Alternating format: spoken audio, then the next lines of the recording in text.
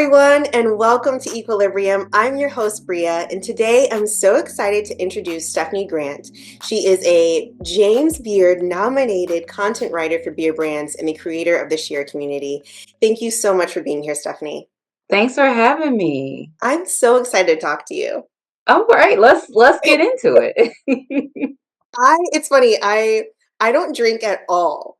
Okay. Like I haven't drank an alcoholic beverage since probably 2014 or 2015. Oh yeah, yeah. I had a Mike's Hard Lemonade, and I blacked out. I was like, this isn't for me. Understandable. It's too much. Understandable. I'm sure it's the sugar content. Yeah. Yeah, I don't know if I've had a Mike's Hard Oh because no. so many people talk crap about it and I was like, well, I can't. Mhm, But like, I mean, I will not hesitate to put a little bit of like gin in my lemonade. mhm. So I don't know why I haven't, but it is likely the sugar content might have, Yeah. I don't And know. after that, I was like, I drink like sangrias every once in a while. Mm. Like it's just really sugary beverages, and it that's enough about me. What was your first drink that you ever drank? Oh, my first alcoholic beverage was a strawberry daiquiri that my aunt and mom made after I graduated from high school. And my aunt was like, I'm here. I feel like I want to be the aunt my aunt was to me. Like, she was like, you're gonna have some drinks tonight. I know that you're not of age, but you're gonna have some drinks. And that was the first time I got drunk, which I think that I don't say that you should drink before 21. Mhm. But the first time that you enjoy a beverage, I think it should be around like in a safe space, with experienced adults. Mhm. And I was fortunate to have that experience. A strawberry daiquiri. Do you drink Yeah. now?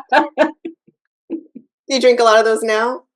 No, I No. actually got into beer or really loved beer because of I mean, there's sugar in beer, of course, because you have to have sugar to make alcohol. But Um, I got into it because it wasn't as sweet as most of the drinks that I think people push towards women. Mhm. And I Ah, yeah. I l- I have a sweet tooth, but I do not like super sweet drinks. I don't. Even like if I come across a beer that feels sweet, I'm just like, no, can't do it. Mhm. But on holiday we do indulge in some pina coladas, so I'm not like all the way away from the frozen drinks, but that one's a special one for us. Oh my good so you're located in Atlanta. Tell Yes. me a little bit about your background. Yeah, so I'm born and raised in Atlanta, which apparently is a very uncommon thing that people are constantly telling me. They're like, "Where are you from?" Assuming that I'm not from here. I'm like, "I'm from here." Wow, that is a Never rare left. thing. It is rare. I Yeah. lived in Atlanta, for 5 years. I moved away 3 years ago, but it is rare that you meet someone that's born and raised. Which, part of Atlanta are you from? I lived in East Point, Okay. initially, and then we moved down to the suburbs in Jonesboro, and now I pretty much live not too far from where I grew up. Nice. How have you Yeah. seen like, I feel like Atlanta has changed even since I Dramatically. was living there. Yeah, dramatically, Yeah. and then you have the not the World Cup, is it the World I Cup? No, I think we do. I think we do Yeah. get a portion of the World Cup this Yeah, year. there's not the Olympics. There's something that's coming that's a huge event that Atlanta's building for in a few years. Maybe it is the World Cup? I don't know. I wanna say it is the World Cup, I think so. but I also don't keep up with sports like that, I don't so either. That's where we're both like, it's some sort of sporting event that's coming to it probably yeah, I think but Atlanta is building up so much in preparation for that. How have you seen the city grow? I mean, since you've grown up there. yeah. And I would say it's changed a lot. Like I mentioned that I live in an area that I grew up in. I actually used to go to school down the street from where I stay now. And sometimes I don't recognize this place. And sometimes I feel claustrophobic driving down the streets that I've been driving down for 20 plus years. Like it's amazing. It's incredible. It's also kind of sad because the Atlanta that I grew up with is not here anymore. But I feel like a lot of this change and additions that we're getting to the city, a lot of them are good. because I don't think we had a lot to do here. Um, I think that it was I mean, think about all the food halls we have here now. We have all these spaces, and I think about my childhood, which was mostly popping between the mall and the movie theaters. But like for us to walk in the food hall and just like pop into shops, like that would, I mean, I guess it's still the mall experience, but it would have been additional spot for us to hop into, like Exactly. not just what we were doing before. And so I think it's good. I think that people need more things to do instead of just sitting behind your computer or your phone and sitting on the couch and all of that. So I think it's great. I love the Beltline. I think that was a great addition to Atlanta. We try to walk it occasionally, and let's see, what are the food halls? Of course, I love the food halls. I'm a big lover of food, um, and yeah, I don't like as many townhomes that are going up. It's a lot of townhomes. Hmm. Um, and I'm very curious on whether they're all being filled, but that's I, a whole nother thing. But mostly I'm upset about that because our traffic is so horrendous mhm, because we have trouble having a adequate bus public transit system, mhm, which is a whole nother conversation. But yeah, it makes living in the city a little difficult. mhm. I sought out a career that would allow me to work from home, so I didn't have to deal with it. Smart. So yeah, I love my city. I don't see myself really living anywhere else. I did have dreams of leaving for a little bit and coming back, but I think I'm just here now, Mhm. and I'm okay with that. Yeah, I think Atlanta has a lot to offer, especially now. Hmm.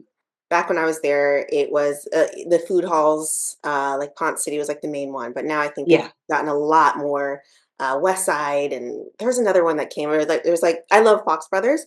Yes. And there's a the second location that came up recently. But in addition to that, or in addition to your content writing about beer brands, you also are really into food and the culinary scene. What's your favorite restaurant in Atlanta? So I had a favorite, but my husband told me people were picketing outside because they had labor issues, so I'm not Uh-oh. going to mention Okay, them. let's not do that. We're not going to mention them, but I do love the work that let me make sure I get her name right. Is Deborah Vantries. She has Twisted Soul. Mm, She has a few other locations or concepts, restaurant concepts in Atlanta, and the food is delicious. Like she what does type a of food is it? really. What type of food is it? So Twisted Soul, I think, is more so Southern food, and then she has another. I forgot the name. She has two locations on the because the Twisted Soul is like in Atlanta, and then the two locations are on the west side of Atlanta, southwest side of Atlanta, and in historic Cascade, which is a huge like for the Black community here in Atlanta. But she has two concepts over there, and I think one is actually a Mexican restaurant. Oh, I've gone there during special events, so the food might have been a slightly different. mhm. And the other location, I'm not sure. I think it might have been American Southern, something like that. Sounds good. But I mean, I think the food's great. The food's great, and I would go there any day if someone was like, "Let's go to one of her spots." I'm like, "Yes."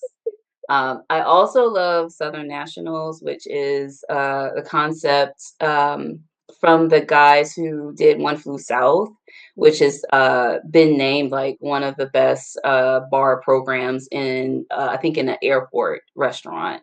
I Okay. haven't eaten there, but I've gotten drinks there, and they are delicious because I You also love a know, you cocktail. know. I also love a cocktail.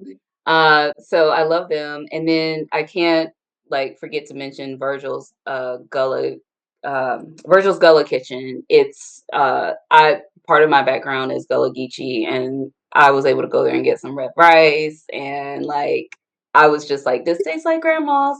So I love that place. What a compliment. Tastes like Yeah. grandma's. I feel like I've seen that on a few of the culinary shows that I've watched before. They're getting a lot of love, which I'm really happy about. I remember the first time I went there. I was like, "Oh, please, I hope y'all are successful so I can constantly come here to get food." And so, Mm-hmm. yeah, they've been able to open a second location, so I'm Nice. really excited that they're able to grow. After all these recommendations, I'll have to make a trip back down to Atlanta. Yeah, come back Out down. on a little bit. Now you have a dream job, content writing for food. Like, tell us how did you get to be where you are? Yeah, well, first I was like, I gotta stop driving to work every day. So I was like, I need to stop this. But I'd had dreams of freelancing, working for myself. I went to school for writing, so it made sense to be a freelance writer. This was before I thought about even getting into beer. And I let's see what happened. I fell in love with beer. I said I don't keep up with sports, but I did try to become a football fan. And every good football fan like has to drink beer, in my opinion. You Mm-hmm. know, if you don't drink, then that's fine. But like you have to drink beer with the game. So I got into beer, and that was like around the time craft beer started being a real thing. And I just fell in love with craft beer. I just fell completely in love with it. And I was like, how can I work in this industry? And so I was like, well, I'm a writer. Every industry needs a writer. And so that's how I sort of got into it. And actually, the content writing is a bit of a recent switch for me because I have been writing a lot of like journalist piece, and I had a newsletter where I was sharing my thoughts about the industry. And now I'm sort of pivoting into the work that I went to school for, which is a lot of content writing, copywriting, which I'm really excited about. That's exciting. Yeah. Well, congratulations on the pivot. I'm sure it was a Yeah. seamless kind of transition for you. Yeah, I mean, it's this year has been wild. It's been a year of extreme highs and lows. Hmm. And this pivot feels like, I don't know if you ever like just feel like the universe or God, whatever you believe in, is like trying to tell you something. I feel like Hmm. this was a year where it was like shaking me like, you need to not do this. You're not happy. Hmm. Like you need to figure out where you need to go from here because this is not it. And I feel like this pivot, like it was painful because I wasn't listening because I might be a little bit hard-headed, Aren't we but all? but it's so necessary, and I'm really excited. I haven't like fully launched all the things, so if anyone's interested, you can check out in the beginning of the year. I will be having all that information out and sharing what this next step looks like for me. Writing, doesn't that feel great to like be where you are meant to be? Yeah, Like finally, yeah. I'm happy for you. Thank you. I'm Excited. excited about it. I mean, I'm also a little afraid, but I know that's part of the process. Hmm. So I'm just like, okay, yeah, I know. I know this is Hmm. a little uncomfortable. You're a little afraid. You don't have everything figured out, but that's okay. It's perfect though. Yeah, Because if you had it all figured out, I mean, it's not interesting. You're not growing, not learning. exactly. And I feel like that's probably where you were before, where it was just going Yeah. through the motions. So, Yeah. And I wrote this down, and I probably won't get it verbatim, but I wrote down like you want to grow, but you forgot about the pain. Like mm, it's growth isn't like this always this beautiful thing. Like if you think about, like, we have the phrase growing pains in our language, like that is a thing, like that growth doesn't just happen in this beautiful field where you're just, oh, I'm so happy I'm growing. No, sometimes mhm, you're crying on the floor and you're growing. Like definitely. Oh, yeah. yeah. Been there. Hmm, Mhm. hmm. Yeah, because after you felt that pain, you're just like, okay, I need to do something different, and that's where the growth happens. I'm so At excited. least that's been my experience. No, I agree. Yeah. I'm Mhm. excited. I will definitely, I mean, super excited to see where everything you've done up to this point, I thought was interesting. So that's where you're on the show. Thank you. So I want to know, you're focused on, you know, beer and different types of things like that. I'm not a beer drinker, Mhm. but what is the difference between craft beer and normal beer? Ah, yes, yes, yes. I see craft beer, which I think is it's a hard term for people outside of the industry and even in the industry. I think it's difficult. But the way I would define it is a person who produces beer or a company that produces beer that really cares about the ingredients, really cares about the quality, is not necessarily trying to mass market, even though we do have some craft beer producers who want to be like everywhere. And I applaud that. But their first thought is, how do I make the best beer I can possibly make?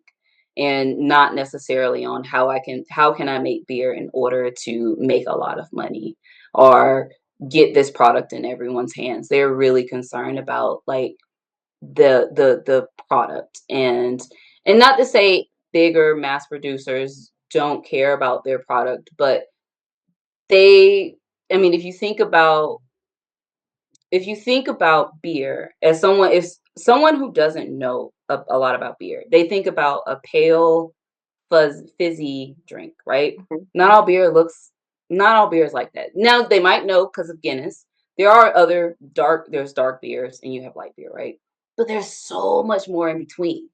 And this is why I tell people who are like, "Oh, I drink, but I don't like beer," and I'm like, "You just haven't had the right one," because Yeah. there's so many different flavor profiles.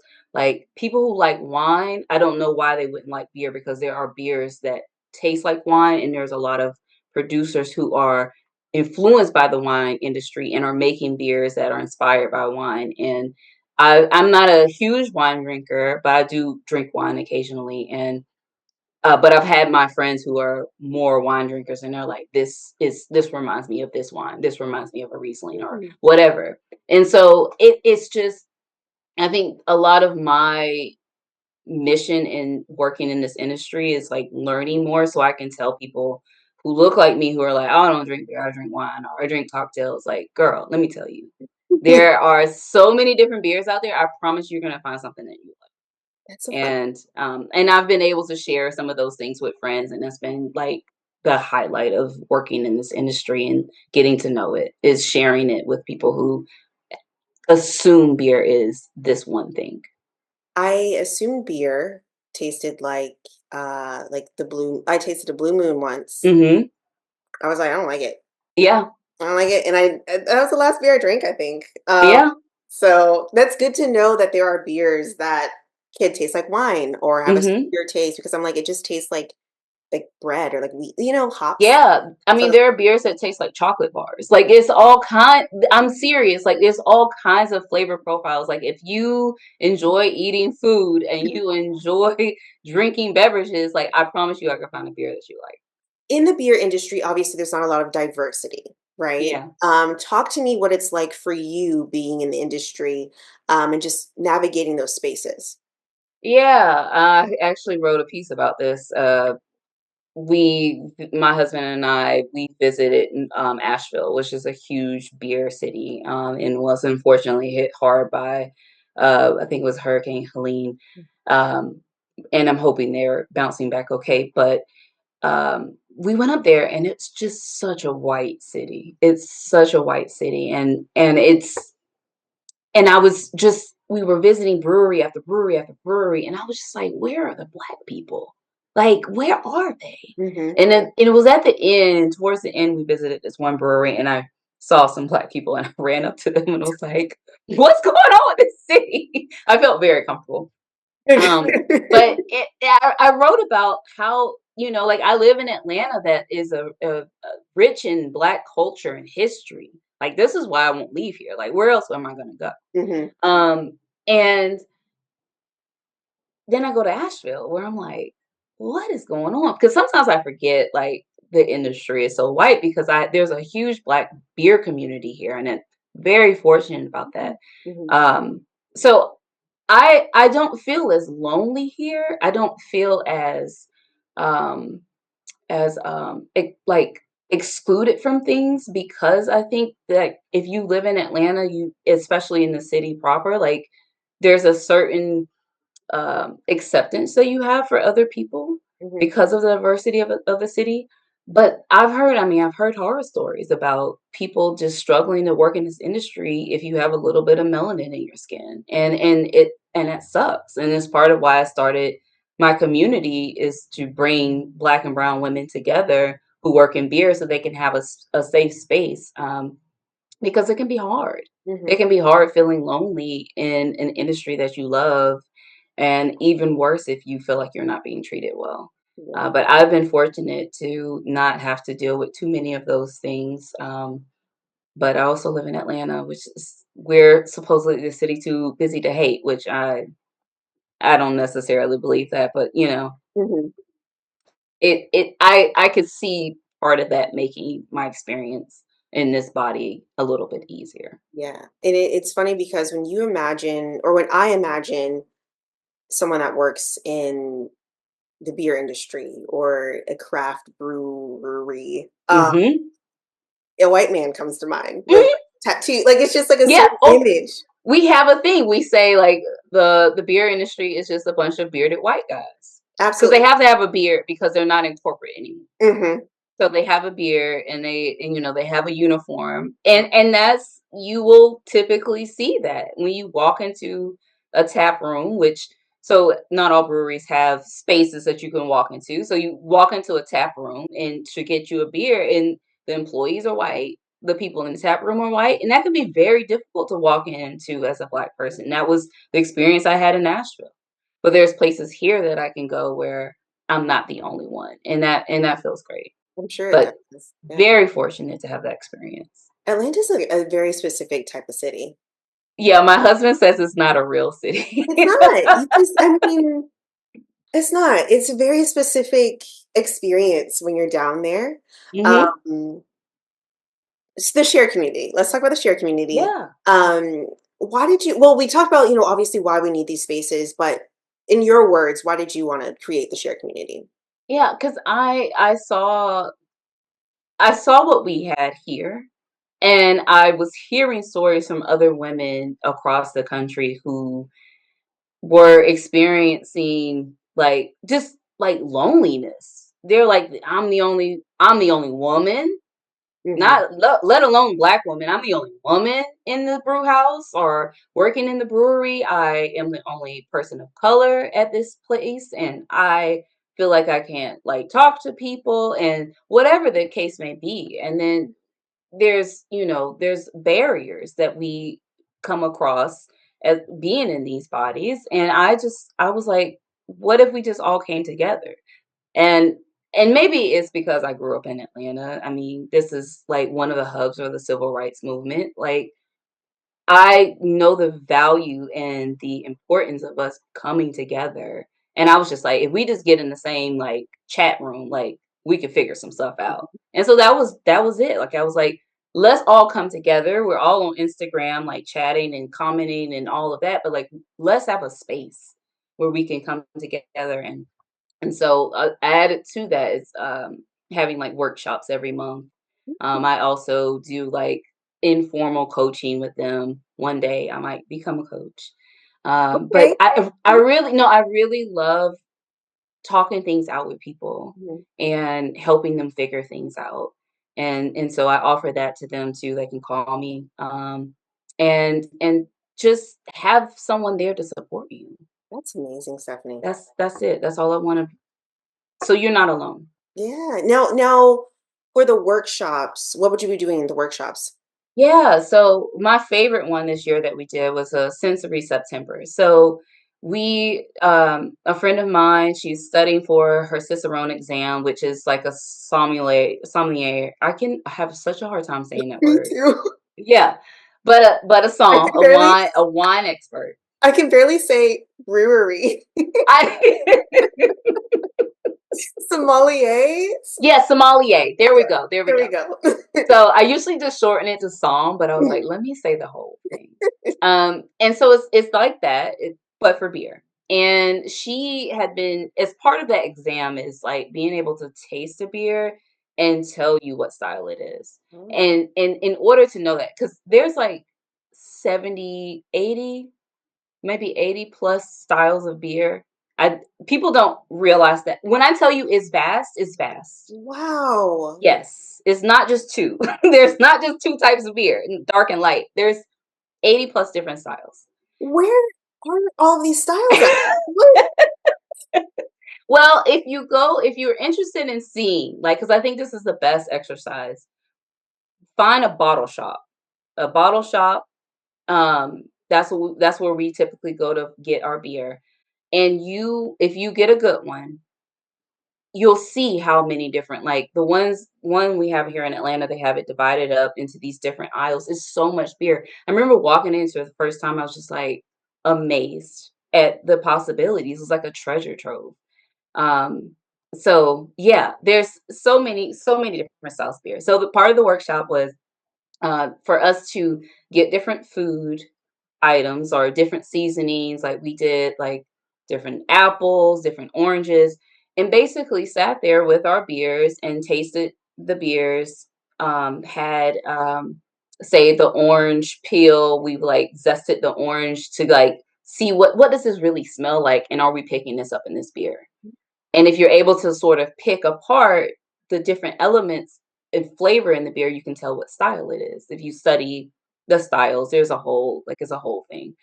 Um, but I loved it. I loved it. We did that all month. I learned so much more about my palate, and any chance I can get to improve my palate. And I love cooking. It was great. It was beautiful.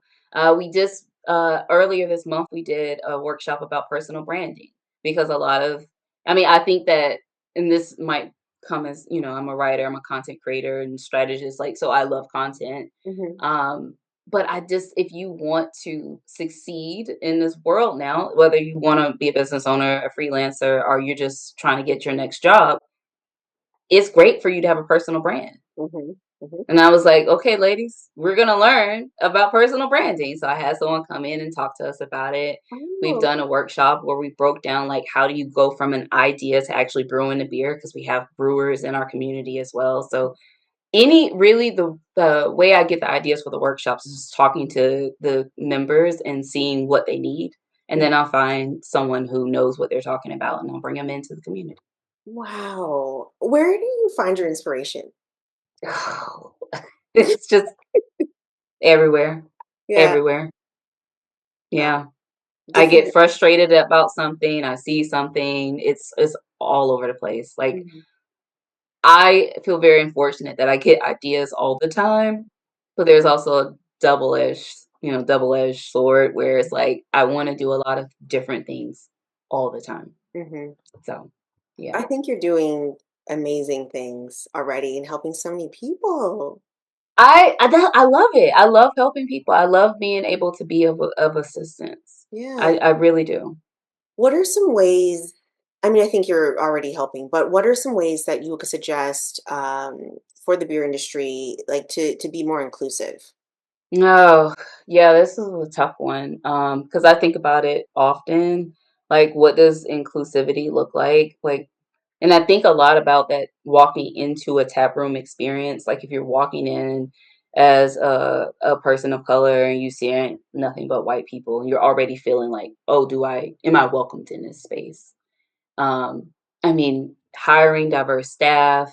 Um, I think that we have a lot to do as far as education about beer because so many people don't know what craft beer is and what we have to offer outside of what you are used to it comes to beer. Um, like the way we talk about beer could be improved. We use a lot of jargon, which is not good for people who are just coming into something, curious about something. You're curious. I mean, like, sure, you can learn the terminology, but initially it's a barrier.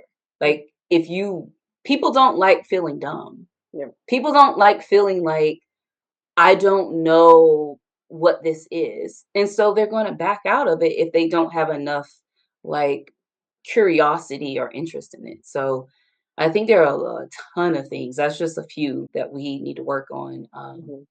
There's just so much we can do to be more inclusive I feel and like you're welcoming to working on it. people. You're helping. That's what I'm here for. That's why I say sometimes it gets hard. Like this is Yeah. the beer industry is really having a tough few years Hmm. financially, and there's a lot of discovery and there's a lot to do. So I'm trying to keep my sleeves rolled up and stay in the work, but it's been rough Well, for in your work is being rewarded. You were recently nominated for a James Beard. yeah. How did that feel like? Congratulations. Thank you. I still feel like I haven't fully processed it, to be honest. Like it's been 6 months now at this point. I went to the ceremony and everything, Mhm. like, but it's just wild to think that. Um, but it was amazing. It's always incredible being recognized for your work and to be recognized by such an esteemed organization Yeah. is just like, I mean, I feel like I could just coast on this for the rest of my life That's all because it you was need. You have the James such a Beard high. nominated. Like that's all you need. Yeah, yeah. And that's what like I would have loved to have won that award and I still think it's in my future, but just being recognized is just such a tremendous honor. Mhm. Well, congratulations. I think I saw that. I was like, okay. Now, with all the amazing things that you're doing, I'm sure you have a very, very busy life. Tell us, how do you stay so grounded and what brings you peace and calm in your life?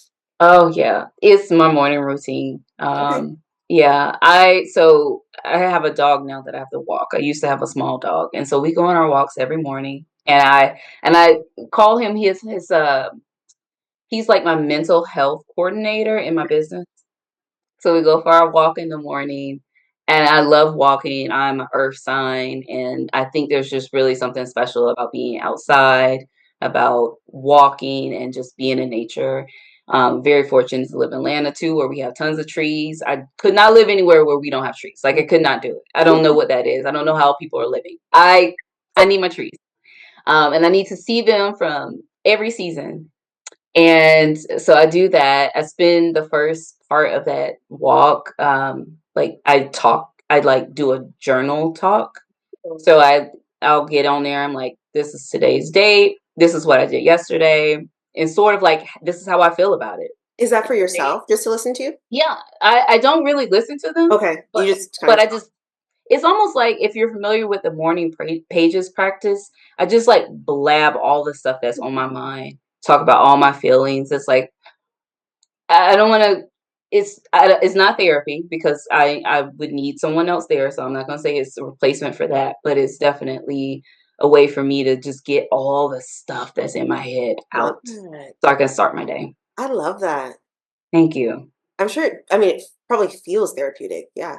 Yeah, yeah, it does. It's nice. Like, and I do it every day. Some days I'm like, this is gonna be short. I ain't got nothing to say, and then I'll end up talking for like I talk for at least 10 minutes. That's the goal. Okay.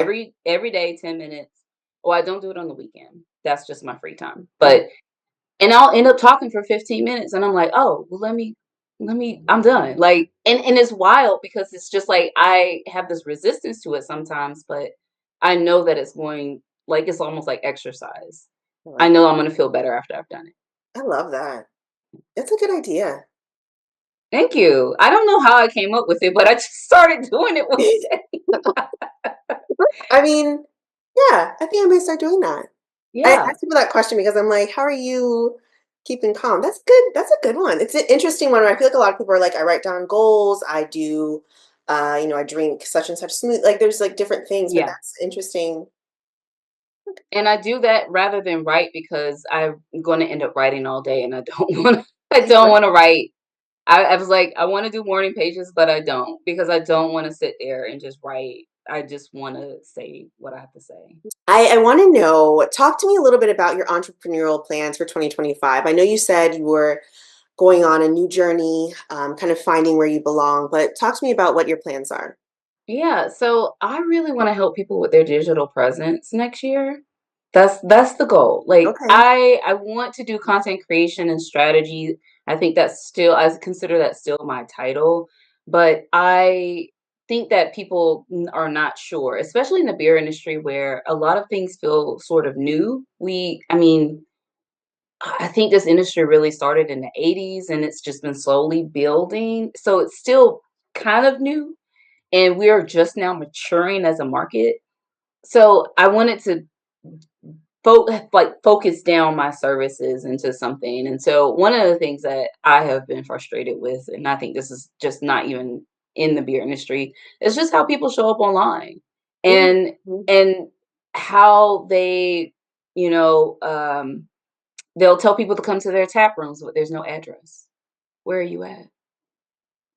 Where are you located? Mhm. Right. That's what yeah, that's my focus for next year is I'm gonna launch. I haven't found like the cute name yet for the thing, You have to find but a cute name. yeah, like that's part of it. When You have you to. launch something, you need a cute You name. have to.